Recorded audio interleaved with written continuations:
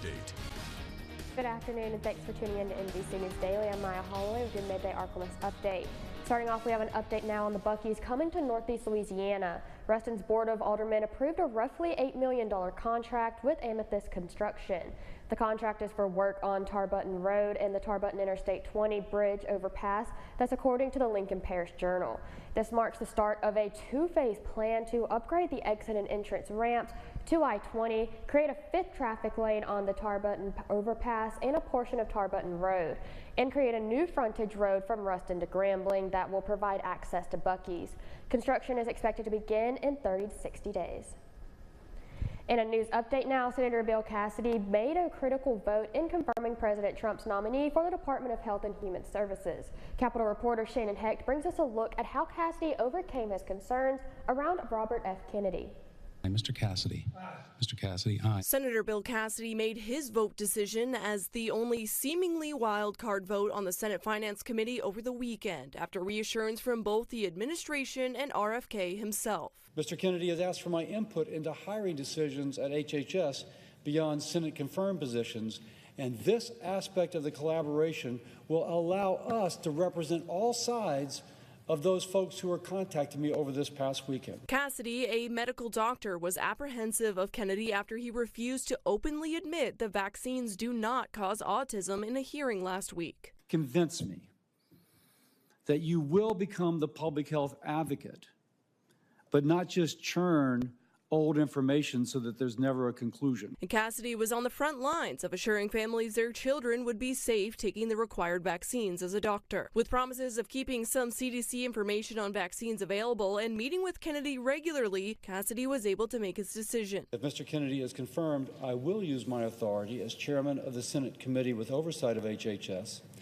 to rebuff any attempt to remove the public's access to life-saving vaccines without ironclad causational scientific evidence that can be accepted and defended before the mainstream scientific community and before Congress. The Louisiana Freedom Caucus and other conservatives in the state promised swift challenges to his re-election campaign in 2026 should he vote against Kennedy. He already faces one confirmed challenger, Treasurer John Fleming, who previously worked in the Trump administration. Now Kennedy's confirmation heads to the full Senate. For your local election headquarters, I'm Shannon Hecht.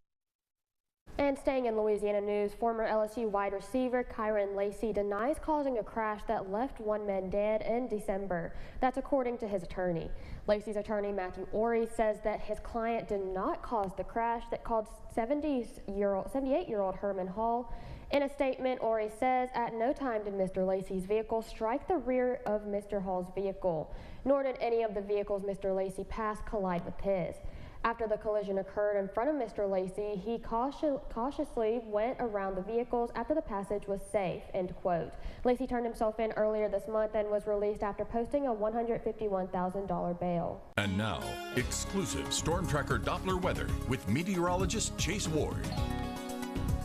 We'll see just a few patchy showers as we head into this afternoon. Most of it will be kind of forming drizzle once we hit 4 or 5 o'clock, kind of right along the I-20 corridor. Most of it will be brief though, whatever does fall to the ground. It's going to be very warm and muggy. These winds will begin to pick up more out of the south and southwest as we head overnight. We're still going to have plenty of cloud cover across our area though, but it will also help to hinder any more fog development with those winds picking up. We might still see some, but it won't be as dense that we saw this morning. Now, there's a chance we might see a break in the clouds later on tomorrow evening, but we'll still see more daytime clouds as we kind of progress throughout the rest of the week as it remains very warm and muggy. So today, temperatures will be in the lower 80s. For tonight, we'll fall to mid-60s. These clouds will still linger. Through tomorrow, still mostly cloudy, and we're still warm as we head into lower 80s, and that's still the trend throughout the remainder of the week.